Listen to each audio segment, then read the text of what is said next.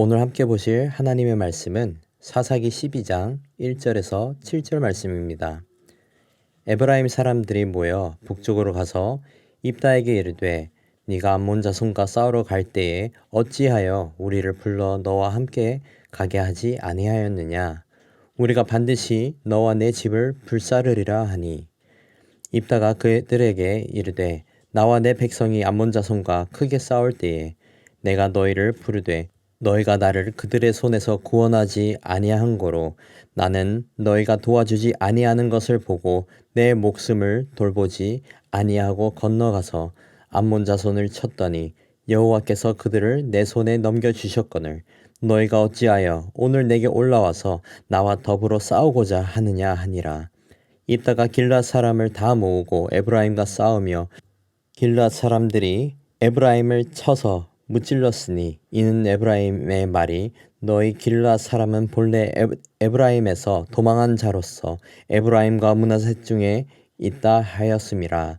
길앗 사람이 에브라임 사람보다 앞서 요단강 나루턱을 장악하고 에브라임 사람의 도망하는 자가 말하기를 청하건대 나를 건너가게 하라 하면 길앗 사람이 그에게 묻기를 네가 에브라임 사람이냐 하여 그가 만일 아니라 하면 그에게 이르기를 십볼렛이라 발음하라 하여 에브라임 사람이 그렇게 바로 말하지 못하고 십볼렛이라 발음하면 길앗 사람이 곧 그를 잡아서 요단강 나루턱에서 죽였더라. 그때에 에브라임 사람의 죽은 자가 42,000명이었더라. 입다가 이스라엘의 사사가 된 지 6년이라 길앗 사람 입다가 죽음에 길앗에 있는 그의 성읍에 장사되었더라. 오늘 본문 내용은 입다와 길앗 사람들이 암몬 왕을 물리친 이후 발생한 내전에 관한 내용입니다. 전쟁이 끝나고 돌아온 입다와 길앗 사람들 앞에 에브라임 사람들이 찾아왔던 것입니다. 그들이 와서 주장한 내용은 아래와 같습니다. 1절 말씀입니다. 에브라임 사람들이 모여 북쪽으로 가서 입다에게 이르되 네가 암몬 자손과 싸우러 갈 때에 어찌하여 우리를 불러 너희와 함께 가게 하지 아니하였느냐. 우리가 반드시 너와 내 집을 불사르리라 하니. 에브라임 사람들은 입다에게 가서 그가 암몬과 싸우러 갈 때 자신들을 왜 부르지 않았냐고 따지는 것을 보게 됩니다. 이전에도 에브라임은 이런 전적이 있었습니다. 기드온이 미디안과 싸울 때에도 그들은 나 몰라라 했다가 기드온이 승리하자 똑같은 주장을 했었습니다.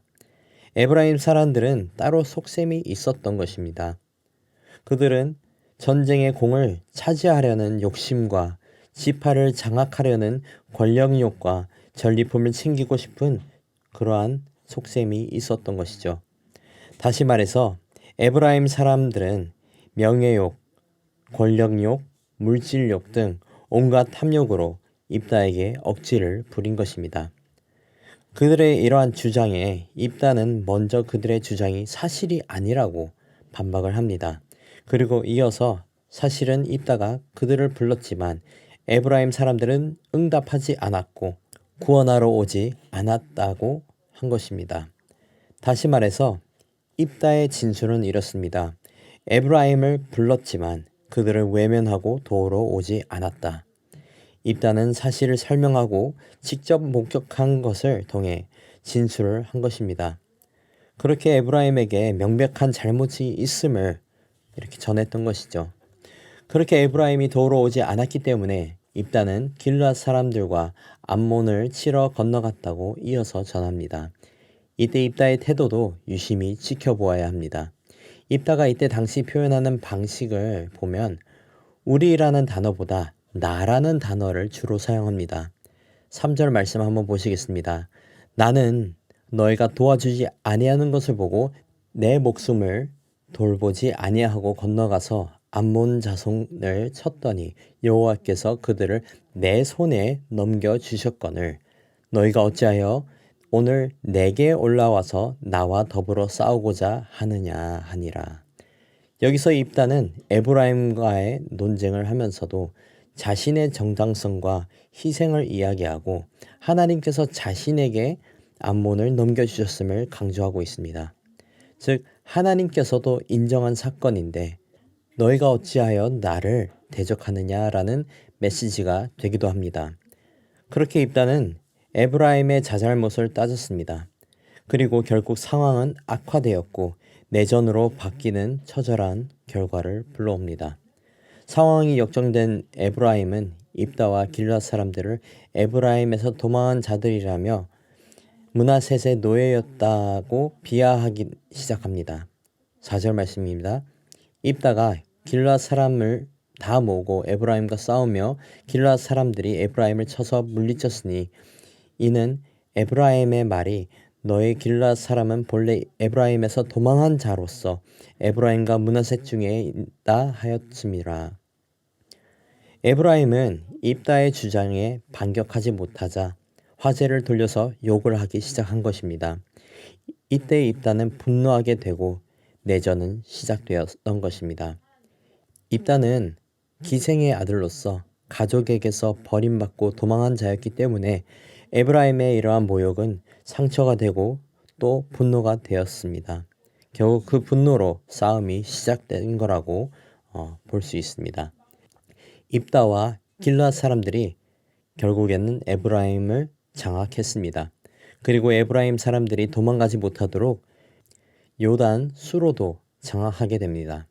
여기서 지나가는 사람마다 시볼렛이라는 단어를 발음하게 해서 틀리면 죽였습니다. 시볼렛이라 발음은 길르앗 사람들과 에브라임 사람들이 달랐기 때문에 그들을 구별하기 위해서 사용했던 전략이었습니다. 결국에는 이 싸움으로 42,000명의 에브라임 사람들이 죽임을 당하게 됩니다. 6절 말씀입니다. 그에게 이르기를 시블렛이라 발음하라 하여 에브라임 사람이 그렇게 바로 말하지 못하고 시볼렛이라 발음하면 길앗 사람이 곧 그를 잡아서 요단강 나루턱에서 죽였더라. 그때에 에브라임 사람의 죽은 자가 42,000명이었더라. 오늘 말씀을 보면서 이런 생각이 들었습니다. 누가 더 잘못했습니까? 욕심으로 시비를 걸었던 에브라임이 잘못했습니까? 아니면 보복으로 42,000명을 학살한 입다와 길앗 사람들이 잘못했습니까? 정답은 둘 다 잘못했다는 것입니다. 입다와 길앗 사람들이 암몬과의 전쟁을 마치고 돌아왔을 때에 에브라임은 탐욕에 이끌려 시비를 걸었고 분명 그들의 의도와 행실은 잘못된 것을 볼 수 있습니다. 하나님 앞에서 부끄럽고 창피한 모습을 보인 것이죠.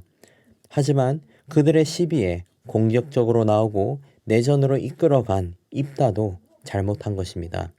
하나님의 질서를 생각했을 때에는 보복을 하는 것이 아니라 기드온처럼 에브라임을 타이르고 돌려보냈어야 했습니다.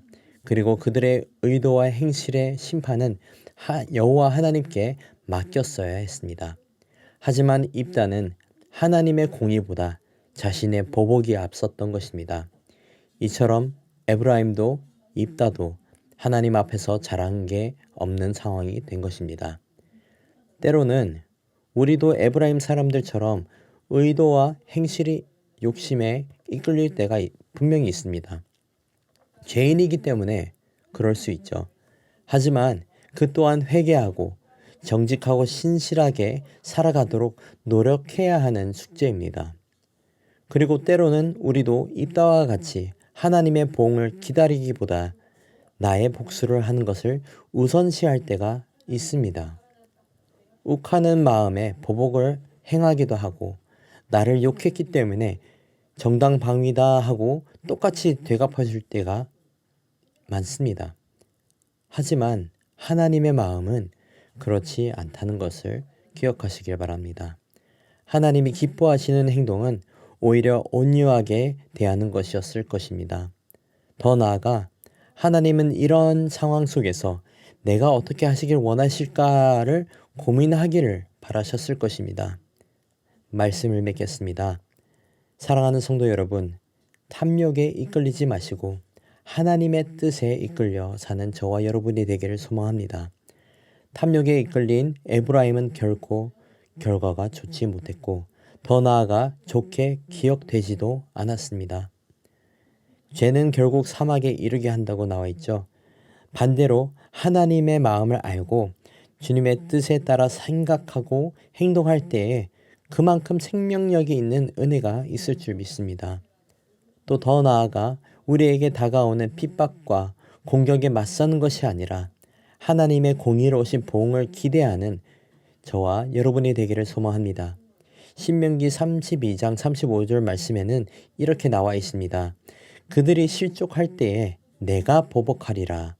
그들의 환난 날이 가까우니 그들에게 닥칠 그 일이 속히 오리로다. 하나님을 의지하고 하나님의 공의로우심을 바라보시길 바랍니다. 하나님은 우리의 피난처 되시고 우리의 방패가 되십니다. 우리의 하나님 앞에 정결한 마음을 구하며 거룩한 백성 되어서 온전히 하나님을 의지하며 살아가는 저와 여러분이 되기를 축복합니다. 기도하겠습니다.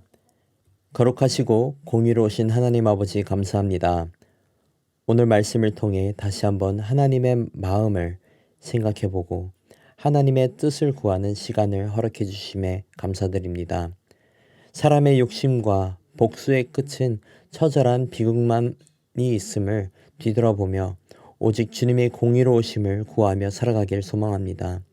우리 마음 가운데 정결한 마음을 허락해 주시옵고 탐욕에 이끌리는 것이 아니라 오직 거룩하기를 추구하는 주의 백성 되게 하시옵소서.